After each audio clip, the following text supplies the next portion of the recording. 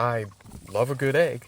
But conventional cooking methods can get boring, so to push the frontier of modern science, I loaded up my pan on this cart headed to a beam of relativistic electrons generated by a linear particle accelerator. Here we have a radiocode 0 keeping track of the current radiation levels to give us an idea of what we're seeing. And, well, we can see that we've gotten millions of lethal doses and maxed out the detector before we even got to the beam. The radiation levels under the beam are many orders of magnitude larger than what the detector can even detect, evidenced by the Cherenkov radiation visible in the water bottles.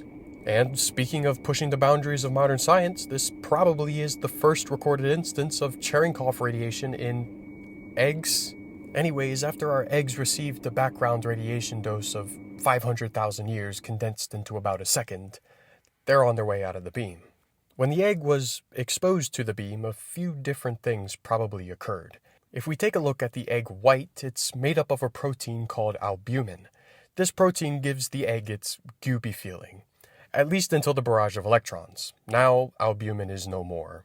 It is degraded into fragments of its former self. If we switch gears and take a look at the yolk, we see that the radiation bursts open these lipoproteins, causing them to spill the lipids carried within.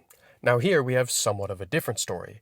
The intense radiation may actually promote the formation of new bonds between the lipids, converse to what we saw in the albumin protein. So let's take a look at the actual egg. I ended up taping it to the pan as we sent it back for additional rounds of radiation to really cook it, but I didn't want to remove the tape for fear of breaking the shell. Anyways, let's break the shell.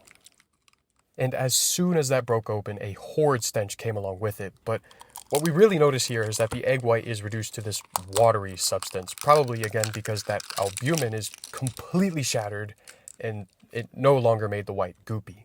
Looking at the yolk, we can see that it is partially solidified, probably due to the radiation-induced polymerization that we discussed earlier. It's interesting to see the radiation breaking down molecules in one instance, but building up molecules in the other.